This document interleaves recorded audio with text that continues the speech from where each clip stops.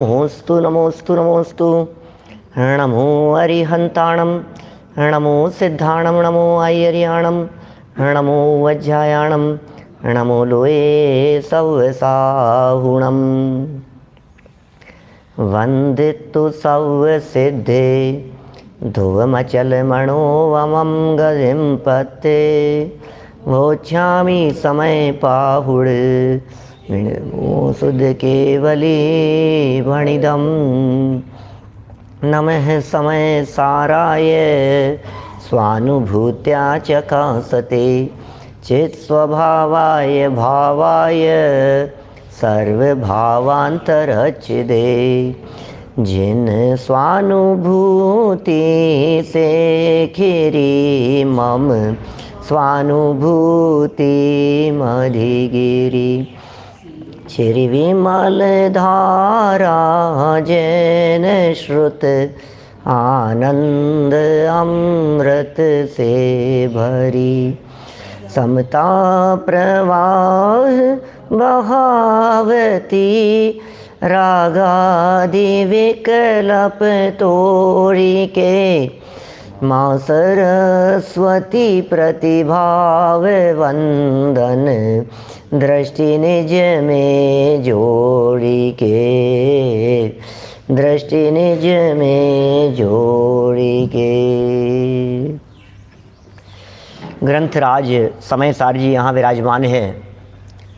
आचार्य कुंद कुंद स्वामी की यह परम उपकारी अनुपम रचना और भव्य जीवों के महाभाग्य से कहें कि हमारे महाभाग्य से कहें, इस ग्रंथ की रचना हुई है। एक एक शब्द कुंद कुंदाचार्य देव के हृदय की गहराई से निकला है। पुण्य पाप अधिकार चल रहा है। पिछले बहुत दिनों से हम पुण्य पाप के संबंध में चर्चा कर रहे हैं, लेकिन पुण्य प्रकृतियाँ कौन सी है, पुण्य कर्म कौन से हैं और पाप प्रकृतियाँ पाप कर्म कौन से हैं, इसकी कोई चर्चा कुंद कुंदाचार्य देव ने नहीं की। माने पुण्य क्या होता है और पाप क्या होता है, ये बताना यहाँ अभिष्ट नहीं है। कुंद कुंदाचार्य देव तो ये कहते हैं कि हमें तो पुण्य और पाप इन दोनों में कोई अंतर ही दिखाई नहीं देता। पुण्य और पाप दोनों समान ही हैं। इन दोनों ही कर्मों की समानता को बतलाने वाला यह अधिकार है। 145 नंबर गाथा से शुरू हुआ और 150 तक हम यहाँ चर्चा कर चुके हैं। 6 गाथाओं की चर्चा हुई और उसके पश्चात एक सुंदर कलश दिया था यहाँ, 104 नंबर कलश।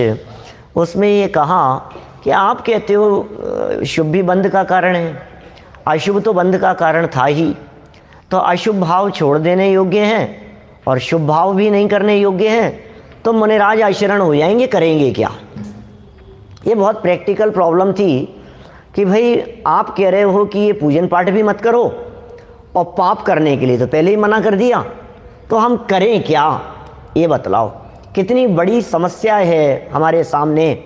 तो आचार्य देव कहना चाहते हैं, भाई स्वाध्याय करो ना, चिंतन करो, वेद विज्ञान का अभ्यास करो, सहज रहने का अभ्यास करो।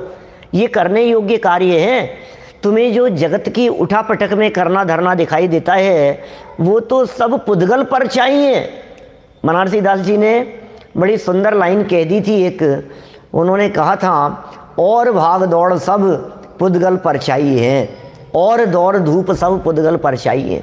सारी पुद्गल की क्रियाएं, चाहे उपवास कर रहे हो तो पुद्गल है, व्रताधिक अंगीकार कर रहे हो तो पुद्गल है, नियम संयम जो अंगीकार कर रहे हो उसे ये मत समझो कि ये कुछ मेरी क्रिया हो रही है, ये तो पुद्गल के कार्य हो रहे हैं। और यहाँ जो मुनि के संदर्भ में बात कही कि मुनि आशरण हो जाएंगे, उसमें एक बहुत सुंदर शब्द का प्रयोग किया बनारसी दास जी ने, ज्ञाता, देशविरति और मुनीश।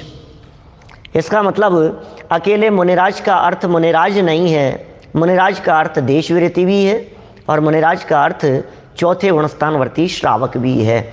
और लगता तो ऐसा है कि इनकी अवस्था तो निरावलंबना ही है, इनकी अवस्था में अवलंबन तो चाहिए।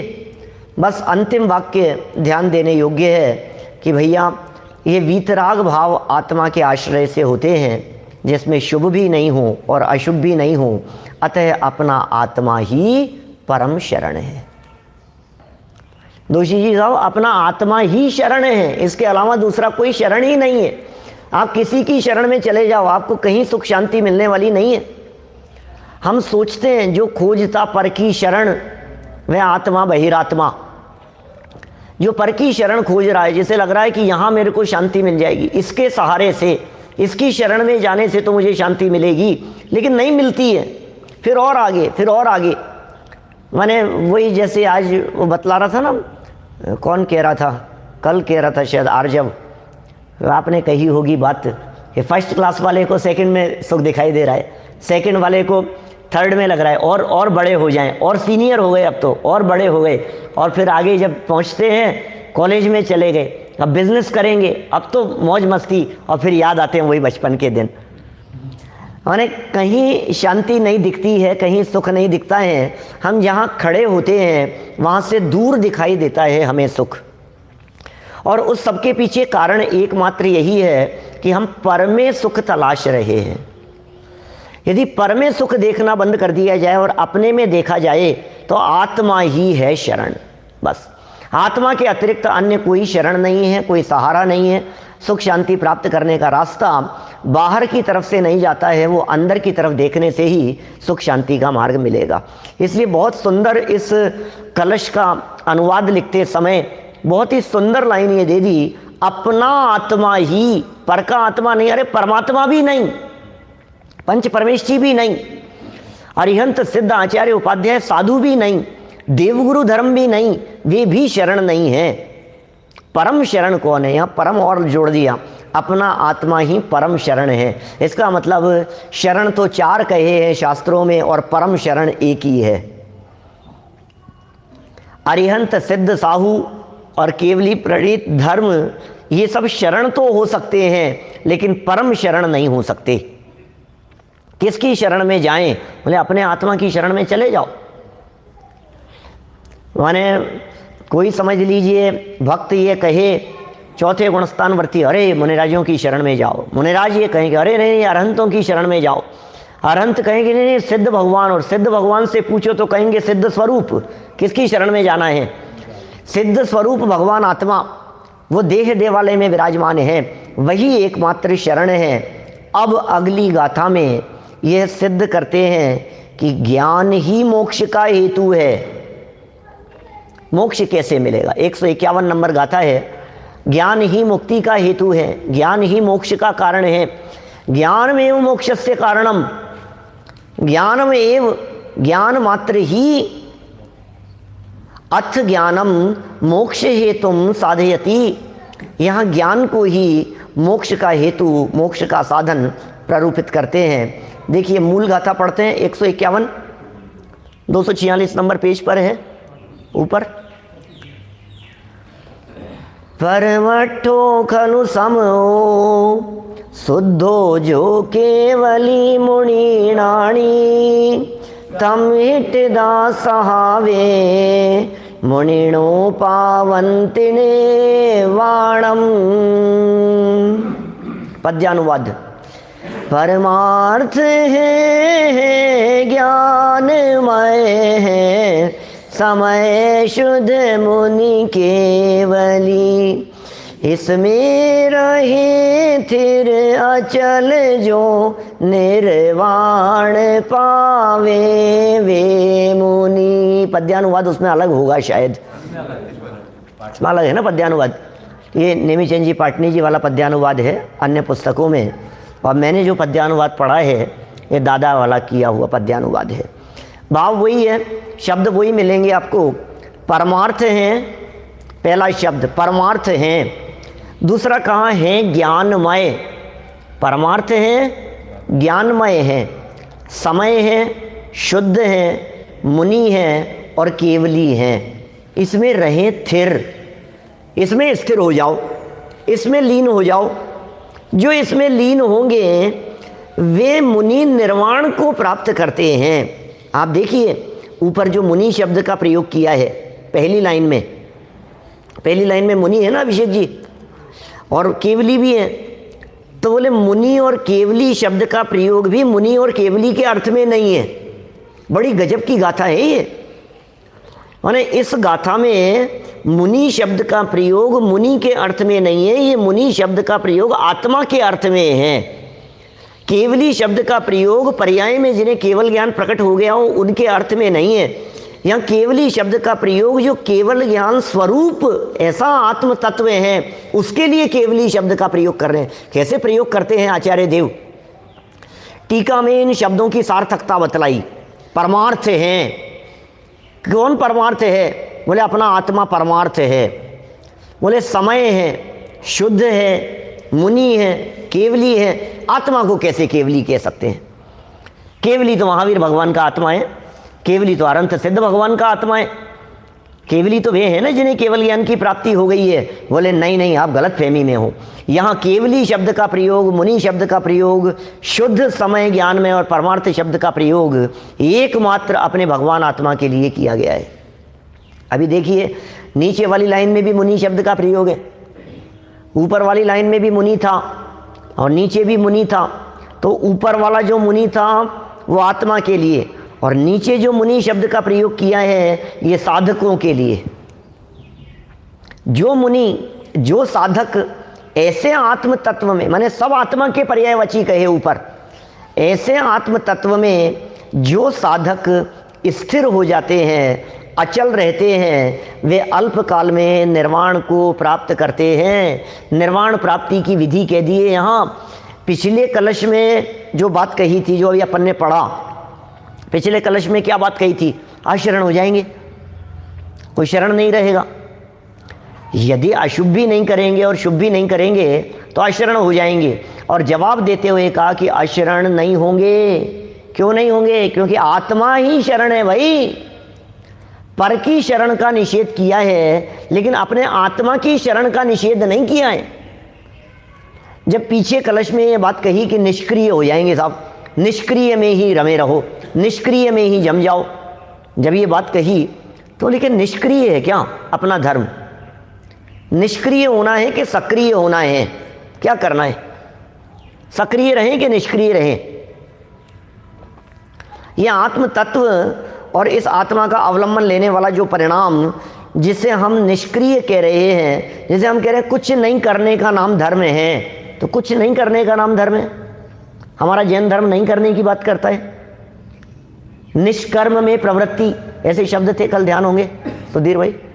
निष्कर्म में प्रवृत्ति करें, तो निष्कर्म में प्रवृत्ति और बोले करें, तो करने की भी कह रहे हैं।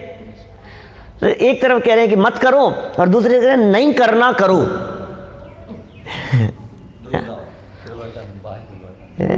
बाह्य प्रवर्तन तो छोड़ना है। सच में जिसे निष्कर्म कहा गया है, निष्क्रिय कहा गया है, कुछ करना धरना नहीं है, ये बात कही गई है। ये बात पर में करने धरने के निषेध के लिए की गई है। अपने में अपनापन तो करना है। जहां करने धरने का निषेध किया है वहां पर कर्तृत्व का निषेध किया है। आत्मा अकर्ता है कि करता है?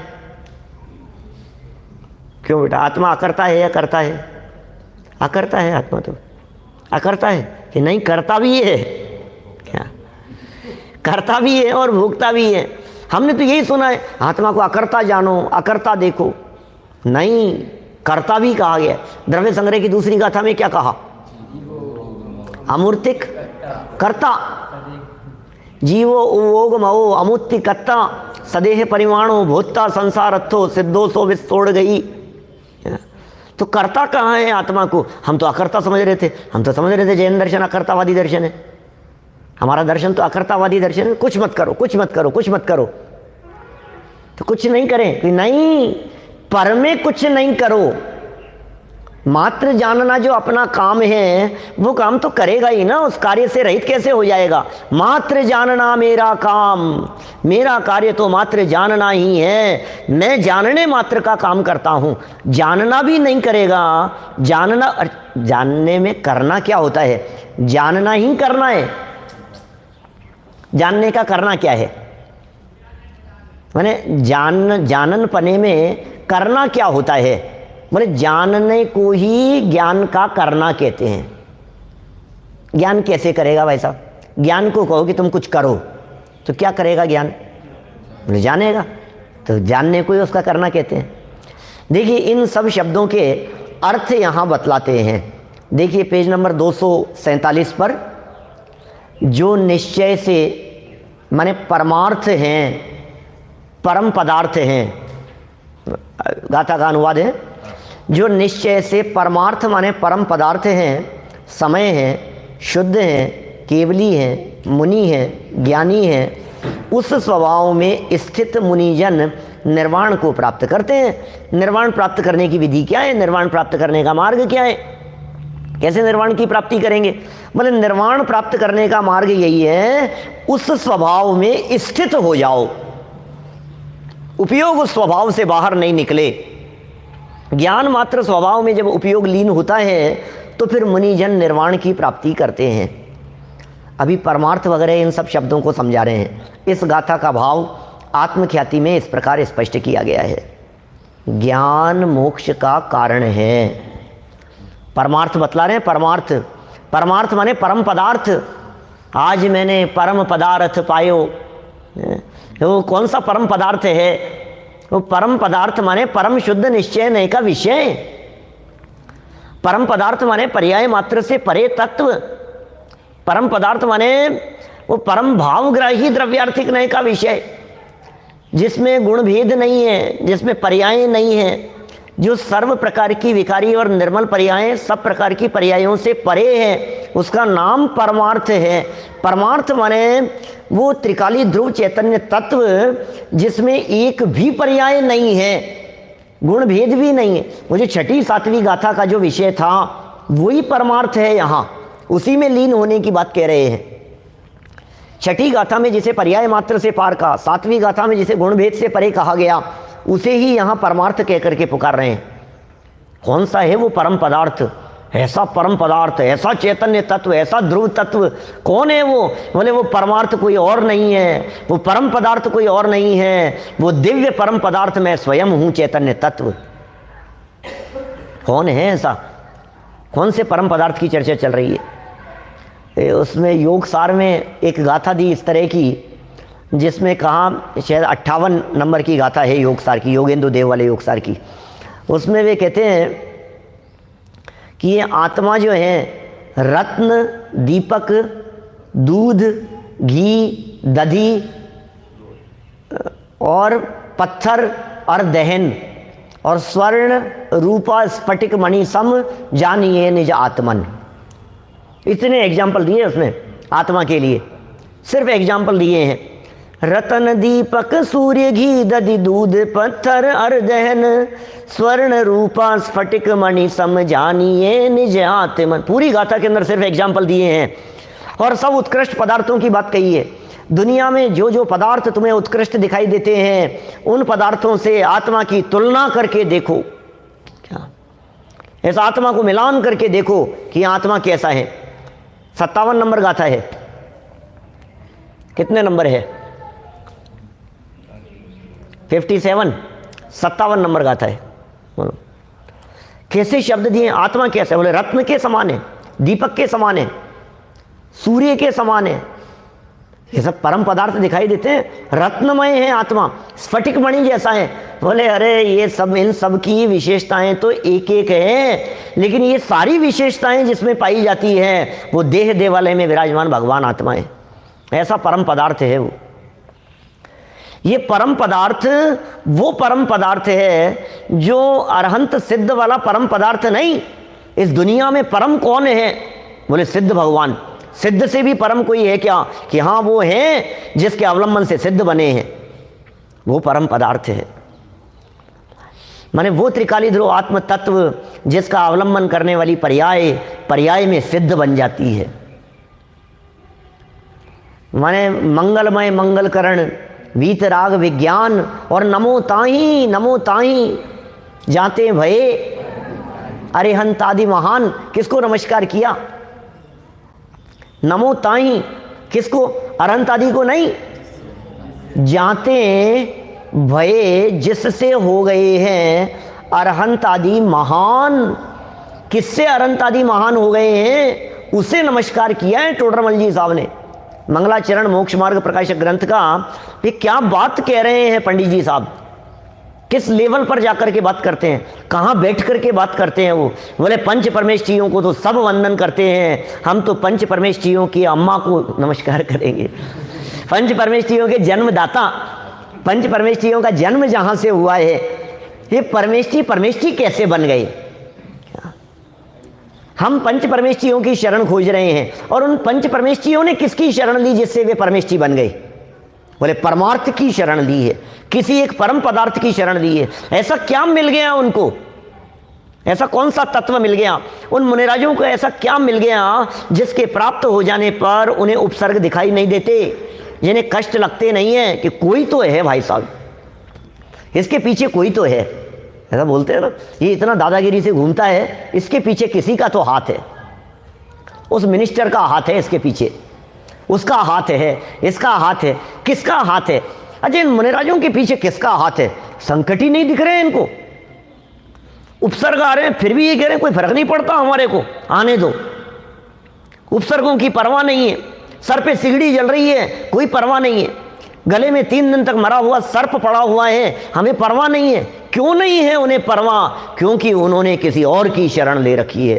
बोले किसकी शरण ले ली, बोले जिसकी शरण ली है वो कोई और नहीं है, वो यहाँ इस देह देवालय में विराजमान है, हमारे इस देह के अंदर भी विराजमान है वो तत्व जिसे परमार्थ कह करके पुकारा है। कितना सुंदर शब्द दिया, परमार्थ हैं, परम पदार्थ हैं। फिर सेकंड शब्द दिया समय है, समय सम उपसर्ग पूर्वक आय धातु से बना है समय। कैसे है ये समय, इसकी चर्चा तो दूसरी गाथा में कर ली थी क्या, दूसरी गाथा में, तीसरी गाथा की टीका में समय शब्द के अर्थ किए ना, समय किसे कहते हैं। दूसरी गाथा में कह दिया समय माने शुद्धात्मा, और तीसरी गाथा में कह दिया समय माने पदार्थ, वस्तु, द्रव्य। तो दूसरी गाथा में, इसी समय सार ग्रंथ की दूसरी गाथा में बोले सम उपसर्ग पूर्वक आय धातु से, आय धातु, ये धातुएं इसमें भी होती है, आयुर्वेद वालों की धातुएं अलग होती है। रत्न व्यापारी है, सोने चांदी ये भी धातुएं हैं, बर्तन आदि भी धातुएं कहलाती है। बोले लोहा सोना चांदी ये सब धातुएं हैं। बोले कौन सी धातु की बात कर रहे हैं, और वो सप्त धातुएं अंदर, हड्डी खून मांस मज्जा, वो सब अलग धातुएं हैं। तो यहाँ कौन सी, बोले शब्दों में भी धातु है। ये व्याकरण पढ़ने पढ़ाने वालों के को अलग तरह की धातुएं मिलती है। ये कौन सी धातु है, बोले एक अय नाम की धातु है जिससे शब्द बनते हैं। क्या क्रियाएं जो होती है ना, ये सब क्रियाएं ये धातुओं से बनती हैं, मतलब धातु जो है उससे वो शब्द उस क्रिया को इंडिकेट करता है। अभी ये कहना चाह रहे हैं कि अय धातु क्या होती है, बोले गमन के अर्थ में काम आती है। और जो जो धातु गमन के रूप में प्रयोग की जाती है, जिसका गमनार्थक प्रयोग होता है, वो ज्ञानार्थक भी होता है। माने गमन करें, गमन का अर्थ परिणमन, और जाने तो जो जाने भी और परिणमन भी करें उसका नाम समय है। समय का अर्थ क्या है शिवकांत जी साहब, जो जाने और परिणमन करे उसका नाम समय है। तो आत्मा ऐसा पदार्थ है जो जानता भी है और परिणमन भी करता है, इसलिए आत्मा ही समय है। आत्मा ही समय सार, माने जिनवाणी बतलावे, समझावे, जो भी कहो, आत्मा ही तो समय सार है। ये जिनवाणी बतला रही है, ये ग्रंथ समय सार नहीं। इस समय सार को तो बच्चे नादान लोग कहते हैं कि ये समय सार है। ये जिसे बतला रहा है वो समय सार है, ये जिसके गीत गा रहा है वो समय सार है, इसमें जिसकी महिमा बतलाई गई है वो समय सार है। माने समय सार, ये ग्रंथ को समय सार कहना ये तो व्यवहार का कथन है। इसको समय सार क्यों कहा गया, क्योंकि इसमें समय स्वरूप आत्मा की चर्चा की है, इसलिए इसको समय सार कहा है। समय माने पदार्थ, तीसरी गाथा में जब समय का अर्थ किया पदार्थ माने वस्तु, और सार क्या, बोले समस्त वस्तुओं में आत्मा या चैतन्य आत्म तत्व ही सार है, इसलिए समय सार माने आत्मा। तो दूसरी गाथा में कहा अरे भाई समय माने ही आत्मा होता है, तो फिर समय सार क्या होगा, बोलो संकित। समय माने यदि आत्मा है तो समय सार माने क्या है, शुद्ध आत्मा, द्रव्य कर्म से रहित, भाव कर्म से रहित, नौ कर्म से रहित। ऐसे द्रव्य भाव नौ कर्म से रहित जो शुद्ध आत्मा है, वो शुद्ध आत्मा ही समय सार है। ये भगवान आत्मा हमें लग रहा है समय सार पढ़ना है, इसका मतलब बाहर में पढ़ना है। समय सार बाहर में नहीं पढ़ा जाता है, समय सार अंतरोन्मुख होकर के पढ़ा जाता है। समय सार पढ़ने की विधि ये आँखों से नहीं है, समय सार कान से नहीं सुना जाता है। समय सार उपयोग को अपने स्वभाव में एकाग्र करके ये समय सार को पढ़ा सुना जाता है। ये समय सार को पढ़ने की विधि कुछ अलग प्रकार की है, हमें मालूम ही नहीं है समय सार को कैसे पढ़ना है। समय सार पढ़ लिया साहब, पूरा समय सार पढ़ लिया, क्या आत्मा मिला? कि आत्मा तो नहीं देखा। ये समय सार पढ़ करके तुम्हें आत्मा नहीं मिला, क्या बात कर रहे हो आप? तो समय सार पढ़ा किस लिए था? कि लंदन गए हो कि हाँ आईफिल टावर ये देखा, क्या नाम है, कोहिनूर देखा? बोले नहीं, कोहिनूर तो नहीं देखा। पेरिस गए कि हाँ आईफिल टावर देखा? बोले नहीं।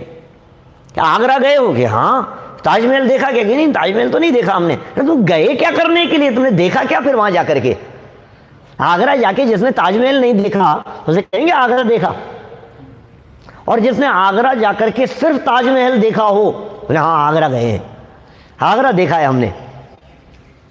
आगरा के गली मोहल्ले नहीं देखे हों, बाजार नहीं देखे हों, वहाँ की झोपड़पट्टियाँ नहीं देखी हो, लेकिन सिर्फ हमने ताजमहल देखा, बोले आगरा देख लिया हमने, एक चीज़ को देखे सब देख लिया। समय सार को देखा, बोले क्या देखा?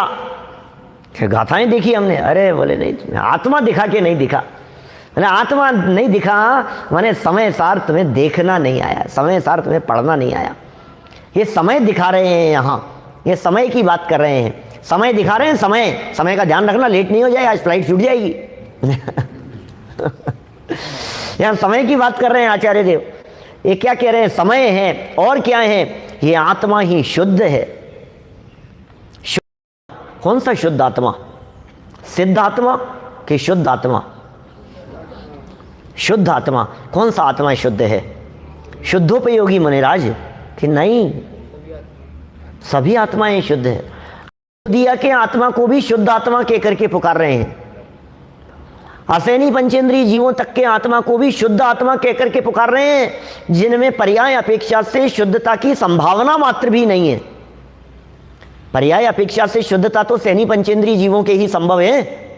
सम्यक दृष्टि पर्याय में जिनकी शुद्धता होगी, पंचम गुणस्थानवर्ती, छठे सातवें गुणस्थानवर्ती, उनकी शुद्धता तो पर्याय में होगी ना जेपी दोषी साहब, और उससे नीचे तो पर्याय में शुद्धता हो ही नहीं सकती है। तो कह रहे हैं उनसे नीचे वाले भी जीव, अरे अनादि मिथ्या दृष्टि जीव, अनादि मिथ्या दृष्टि जीव छोड़िए, नित्य निगोदिया जीव, जिनकी अनादि काल से निगोद के अलावा दूसरी कोई पर्याय ही नहीं बची है, जीव भी बोले शुद्ध हैं। शुद्ध देखो उनको।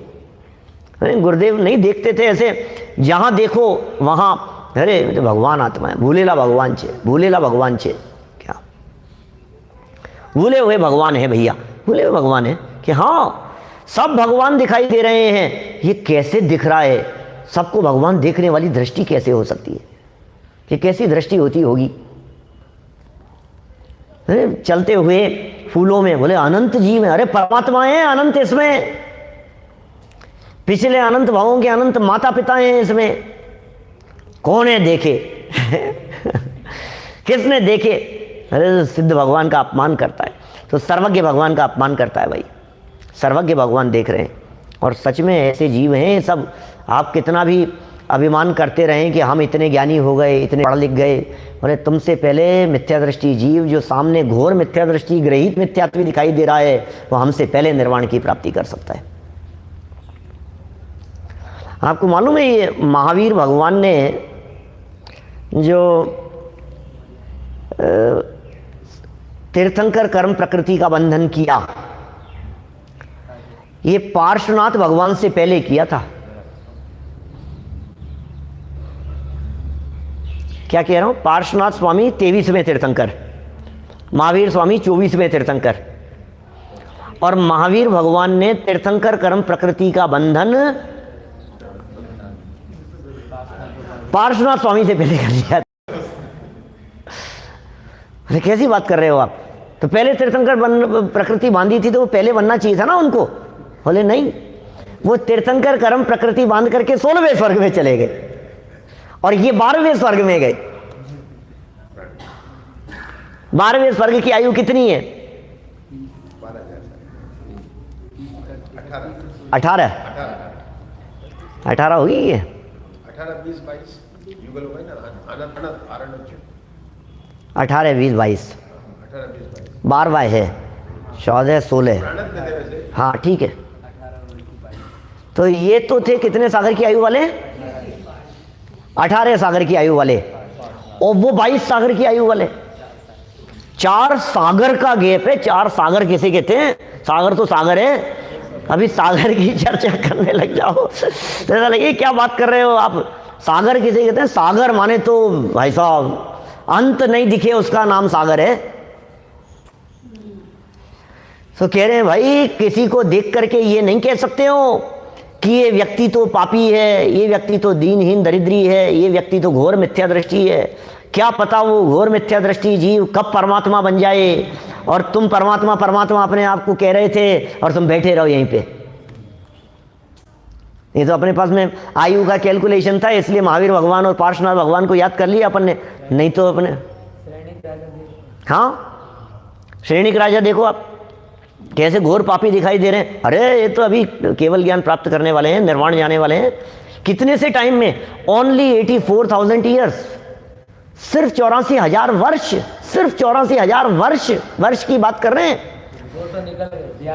हाँ इतना तो होगा, क्योंकि आयु भी तो होगी कोई काल शुरू होते ही तो नहीं चले जाएंगे ना वो, और पैदा होते ही तो नहीं जाएंगे है ना, क्योंकि वो तो वापस जब शुरू होगा चौथा काल। ये तो 84,000 वर्ष तो ये काल कहा है। 21,000 वर्ष का पंचम, 21,000 वर्ष का छठा काल, फिर 21,000 वर्ष का दुखमा और फिर दुखमा, ये 84,000 वर्ष है इसमें निकले हैं। तो वो चालू होते ही तो मतलब जैसे जिस क्षण शुरू हुआ उसी क्षण तो नहीं बनेंगे ना। हाँ जो भी होंगे, हाँ जैसा भी होगा। तो कुल मिलाकर के बात तो ऐसी है कि देखो आप कितने पापी ऐसे मिथ्या दृष्टि दिख रहे हैं। अरे मुनिराजों पर उपसर्ग करने वाले जीव, आपको देखो तो ऐसा लगे कि ये जीव तो कभी निर्वाण की प्राप्ति नहीं करेगा, ये जीव तो अनंत संसारी है। मैं कभी कहता हूँ ऐसा, आपको लगता है ना अनंतानुबंधी अनंतानुबंधी, अनंतानुबंधी का अर्थ ये नहीं होता कि अनंत संसार का बंधन करने वाला है। अनिल जी साहब, अनंतानुबंधी का अर्थ अनंत संसार का बंधन करने वाला ऐसा नहीं होता, क्योंकि अभी तो आप अनंतानुबंधी हैं और 10 मिनट बाद में आपने सम्यक दर्शन ले लिया, तो अब कहाँ अनंत संसार रह गया, सब खत्म हो गया। अनंत अनुबंधी का अर्थ अनंत संसार का बंधन होता ही नहीं है। अनंतानुबंधी का अर्थ अनंत के साथ में जिसका अनुबंध है उसका नाम अनंतानुबंधी है। और अनंत शब्द का अर्थ मिथ्यात्व किया, 2-3 तरह से अर्थ किए जाते हैं उसके, माने मिथ्यात्व के साथ में जिसका संबंध है, घनिष्ठ संबंध है। मिथ्यात्व को छोड़ करके जो रहे नहीं वो है अनंतानुबंधी। दूसरे गुणस्थान का काल 6 आवली, एक समय वो छोड़ दो उसको, अब वो भी इतना सा काल है कि जिसमें अनंतानुबंधी आ गई है तो मिथ्यात्व आने ही वाला है नियम से, इसलिए उसको गौण कर। बोले मिथ्यात्व को छोड़ के रहती ही नहीं है, उसका नाम अनंतानुबंधी है। मिथ्यात्व का साथ छोड़ देवे हम अनंतानुबंधी, अनंत संसार का कारण नहीं है वो। हमें लग रहा है मुनिराज पर उपसर्ग कर दिया, यशोधर मुनिराज के ऊपर उपसर्ग कर दिया। 3 दिन तक मरा हुआ सर्प उनके गले में, अरे कैसा विरोधी था वो, सिर्फ 7वें नरक की उसने आयु बांध ली। ऐसा पापी जीव, इसको भी कोई निर्वाण होगा क्या? लेकिन ये तो परिणामों की विचित्रता है। अभी जो आपको पापी नजर आ रहे हैं वे जीव कब धर्मात्मा हो जाएंगे पता नहीं। किसी व्यक्ति को देख करके ये नहीं कहा जा सकता है कि ये व्यक्ति बहुत पापी है और अनंत संसार में रुलेगा। किसी के बारे में कुछ नहीं कहा जा सकता है। जो व्यक्ति बहुत धर्मात्मा दिखाई देवे, कहो उनको बहुत लंबा काल लग जाए संसार में परिभ्रमण करने का। अभी ऐसी किंवदंतियां चलती है कि समंत भद्राचार्य 23वें तीर्थंकर होंगे दिव्यवाद के नाम से। किंवदंती है, कोई आगम प्रमाण नहीं है साहब। कहीं मूल आगम में अब जो भी है, लेकिन वो ऐसा मूल आगम ग्रंथों में कहीं उल्लेख नहीं है, लेकिन फिर भी ऐसी समाज में प्रचलित है ये बात कि वे 23वें तीर्थंकर होंगे। सचिंद्र जी, अब वे 23वें तीर्थंकर होंगे तो 23वें तीर्थंकर का मतलब क्या है? कोड़ा कोड़ी सागर है 23वें तीर्थंकर का मतलब। एक सागर नहीं, 4 सागर नहीं, 1 करोड़ सागर 1 करोड़ बार। 1 करोड़ सागर, फिर 1 करोड़ सागर, फिर 1 करोड़ सागर, फिर 1 करोड़ सागर, फिर 1 करोड़ सागर, फिर 1 करोड़ सागर, फिर 1 करोड़ सागर, फिर 1 करोड़ सागर, 1 करोड़ बार करोड़ सागर। इतने कूड़ा कूड़ी सागर का काल है। ये आपको लग रहा है बहुत धर्मात्मा है, बहुत ज्ञानी है, तो ऐसा नहीं है कि विद्वान लोग जल्दी मोक्ष चले जाएंगे, ऐसा नहीं है। अरे नहीं साहब, ये तो इतने ज्ञानी है, जैसे इतने धर्मात्मा हैं। इनसे धर्म का संबंध ही नहीं है, विद्वत्ता से धर्म का संबंध नहीं है बिल्कुल भी। ज्ञानीपन का संबंध वक्तापन से नहीं है। कितने विद्वान हैं, कितने ज्ञानी हैं, कितने अभ्यासी हैं, इससे रंच मात्र भी मुक्ति प्राप्त करने में सहूलियत मिलती नहीं है। भाई समझ, कितना प्रवचन करें अपन की मोक्ष जल्दी हो जाए, कितने विधान करें, कितने कराएं, कितनी भक्तियां, कितने भाव विभोर होकर के गाएं, क्या होगा उससे? कुछ होने वाला नहीं है। कि नहीं ये तो भाई साहब दादा तो पहले मोक्ष जाएंगे, ये तो पहले जाएंगे हैं, ये विद्वान तो इतने ज्ञानी दिखाई दे रहे हैं, कुछ फर्क नहीं पड़ता है। और दादा तो कई बार तो ये कहते हैं, सुनी क्या आपने वो बात गुरुदेव से, हमें गुरुदेव के साथ मोक्ष नहीं जाना है। क्या बात कर रहे हो आप, गुरुदेव के साथ में मोक्ष नहीं जाना आपको? आप गुरुदेव के साथ में मोक्ष जाने के लिए मना कर रहे हो? कि हाँ, गुरुदेव का तो पुण्य बहुत तीव्र था, पवित्र परिणामी थे, उज्जवल परिणामों वाले थे। वे तो किसी ऊंचे स्वर्ग में गए होंगे क्या? हम हल्के पुण्य वाले पहले दूसरे में जाकर के फटाफट लौट आएंगे।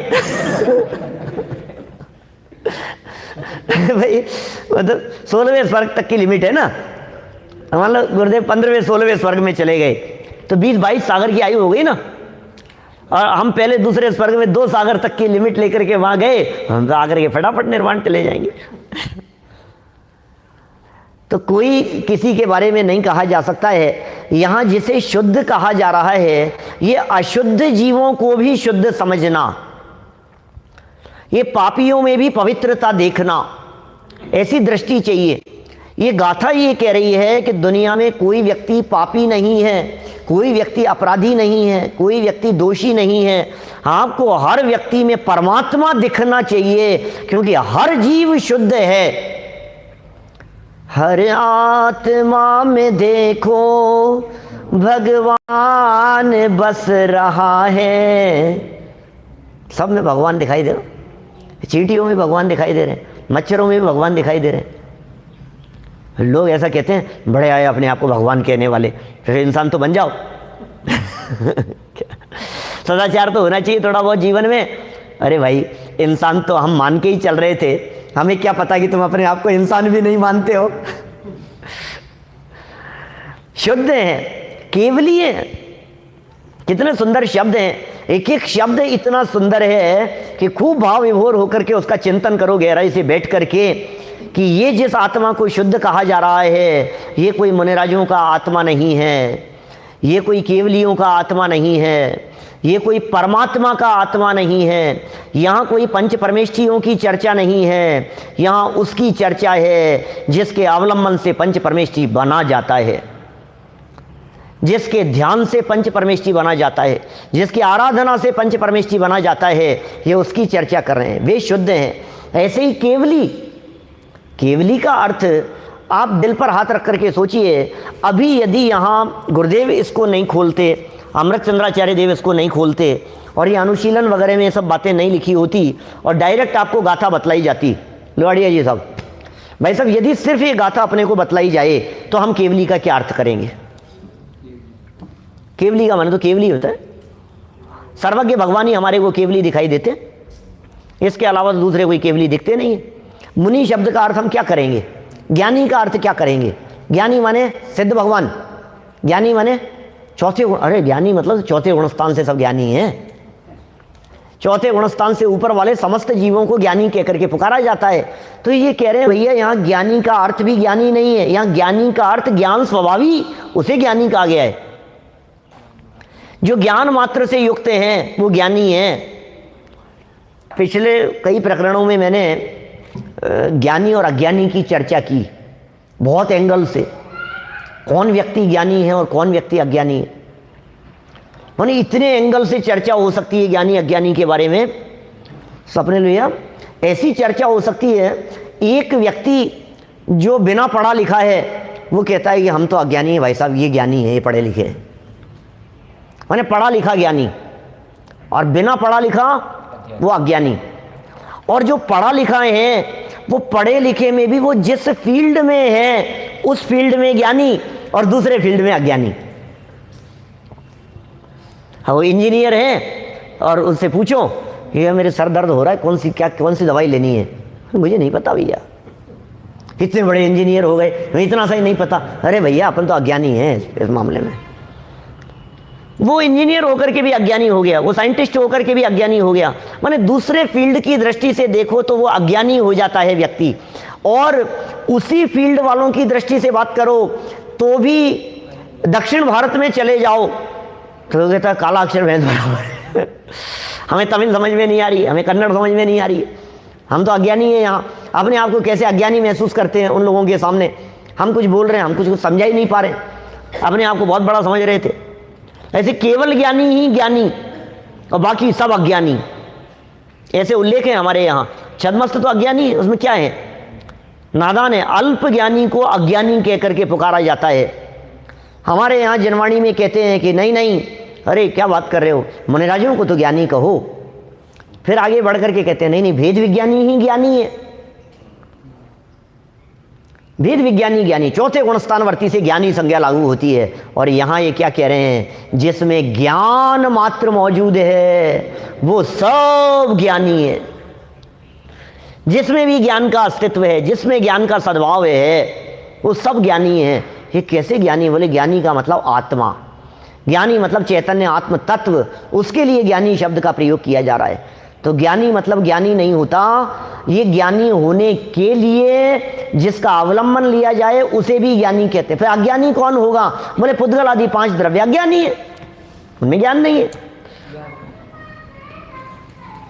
पुद्गल नभ धर्म अधर्म काल, इनते न्यारी है जीव चाल। ये चाल क्या होता है, चाल का अर्थ क्या है, परिणमन, स्वभाव। ये जो जीव की चाल है, जीव का परिणमन है, ये इन सब से भिन्न है। इसकी चाल ही अलग ही है, ये अलग तरह से चलता है। बाकी पुद्गलादि 5 द्रव्य ये अलग तरह से परिणमन करते हैं, ये जड़ रूप परिणमन करते हैं और ये चेतन रूप परिणमन कर रहा है। तो ये चेतन आत्म तत्व ये तो ज्ञानी है, और पुद्गल नभ धर्म अधर्म काल ये सब, इनमें चेतनता न होने की वजह से ये सब अज्ञानी हैं। इसलिए अन्य 5 द्रव्यों को अज्ञानी कहा और चेतन आत्म तत्व को ही ज्ञानी कह करके पुकारा। अब 2 शब्द बीच में यहाँ छोड़ दिए अपन ने, एक छोड़ा केवली और एक है मुनि। तो इनके भी बड़े गजब के अर्थ किए हैं। बोले केवल चिन्ह मात्र स्वरूप वस्तु है इसलिए केवली है। केवली का अर्थ समस्त लोकालोक को जानने वाले को केवली कहा है ऐसा नहीं है, वो तो केवल ज्ञानी है ही, वो तो होते ही हैं। तो जीव मात्र पर केवली शब्द लगाना है। टीका पढ़ी नहीं है, टीका कल नागपुर में पढ़ेंगे। माने ये केवली शब्द का जो प्रयोग किया है, ये केवली शब्द का प्रयोग केवल चैतन्य मात्र स्वभाव से युक्त है इसलिए वो केवली है। वैसे जो अपने अनंत सिद्ध भगवान को केवली कहते हैं उसका भी अर्थ किया नियम सार में, परमात्मा प्रकाश में। बोले केवल एक आत्मा को जाने इसलिए केवली कहलाते हैं, लोकालोक को जाने इसलिए केवली नहीं है। केवली किसे कहते हैं, बोले साहब संपूर्ण लोकालोक को जानते हैं, केवल ज्ञानी है इसलिए केवली है। बोले नहीं नहीं नहीं, ये तो व्यवहार से परिभाषा है। लोकालोक को जानने वाले को केवली कहना ये तो व्यवहार से परिभाषा है। निश्चय से तो केवल एक आत्मा को, सिर्फ और सिर्फ एक आत्मा को जाने इसलिए वो केवली है। नियम सार के अंदर ऐसी बात कही परमात्मा प्रकाश में भी इस तरह की बात कही। बोले केवल एक आत्मा को जानने से केवली है। बोले वो अर्थ भी यहाँ नहीं है। यहाँ तो ये कह रहे हैं केवल चैतन्य मात्र परिणमन करता है, इसलिए प्रत्येक जीव केवली है, क्योंकि चैतन्य रूप परिणमन के अतिरिक्त दूसरा परिणमन होता ही नहीं है। इसलिए प्रत्येक जीव मात्र को केवली कह करके पुकारा है। और फिर मुनि क्यों कहा? बोले मनन मात्र करे, इसलिए मुनि है। बोले ज्ञान मात्र भाव रूप मनन रूप होवे, उसे मुनि कह करके पुकारा है। प्रत्येक जीव अपने ज्ञान रूप मनन करने योग्य है, इसलिए वो मुनि कहलाता है। तो इस तरह से पहली लाइन के विशेषण कहे। क्या क्या हो गए? जो निश्चय से, ये सब विशेषण निश्चय से हैं, वास्तव में ये सब विशेषण हैं। जो निश्चय से परमार्थ है माने परम पदार्थ है, समय है माने गमन और परिणमन के अर्थ में समय है, शुद्ध है माने परम शुद्ध निश्चय नय से त्रिकाल शुद्ध हैं, केवली है केवल चैतन्य रूप परिणमन करने से, मुनि है बस मनन मात्र भाव रूप रहने से मुनि है, ज्ञानी है क्योंकि ज्ञान मात्र से युक्त होने से ज्ञानी है। उस स्वभाव में ये सब पर्यायवाची शब्द दिए और इन सब पर्यायवाची शब्दों के बाद में कह दिया उस स्वभाव में स्थित, उसमें स्थित हो जाइए। आप परमार्थ में स्थित हो जाइए। जब आप परमार्थ में स्थित होंगे तो आपको जगत के किसी भी पदार्थ का आकर्षण नहीं दिखाई देगा। अरे मुझे तो वो मिल गया है, मैं क्या ध्यान दूं इसकी तरफ, इसमें क्या दम है इस चीज में, मुझे तो वो चीज मिल गई है। परम पदार्थ पायो, आज मैंने परम पदार्थ पायो। तो ऐसे उस स्वभाव में स्थित मुनिजन निर्वाण को प्राप्त करते हैं। आपको लग रहा था ये कहाँ जाएंगे, ये क्या होगा, आशरण हो जाएंगे, ये उसके जवाब में है ये गाथा। 104 नंबर जो कलश दिया उसके जवाब में ये 151 नंबर गाथा दी है।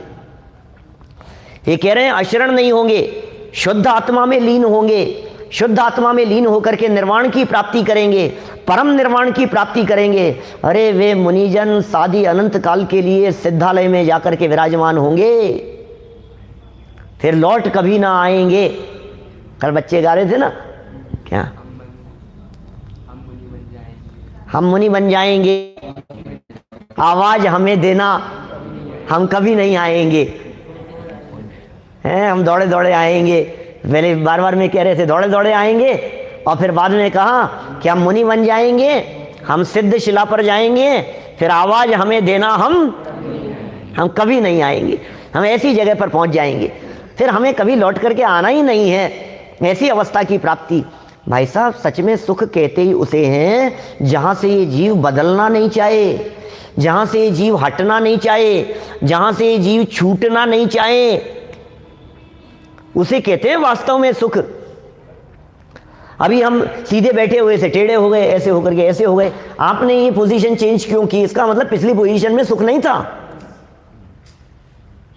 पोजीशन बदलना इस बात को दिखाता है।